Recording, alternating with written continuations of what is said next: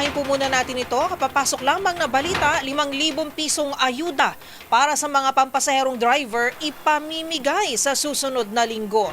Para sa mga detalye, balita mo yan, Miss Let Narciso. Miss Let? Karen, iniutos na ni Pangulong Ferdinand Marcos Jr. ang agarang pamamahagi ng 5,000 pisong fuel subsidy para sa mga pampasaherong driver na apektado ng pagtaas ng presyo ng langis sa gitna ng tensyon sa Middle East. Ayon kay Executive Secretary Ralph Recto, magsisimula sa susunod na linggo ang distribusyon ng tulong sa Metro Manila.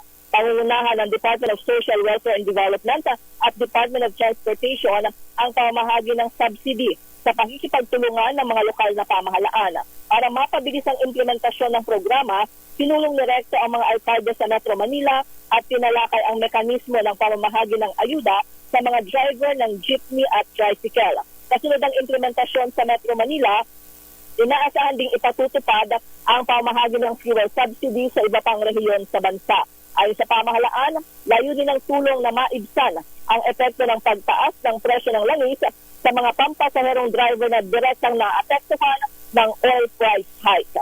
Para sa MBC TV Network News, ito si Let Narciso ng DZRH. Una sa Pilipinas, una sa Pilipino. Maraming salamat, Miss Let Narciso.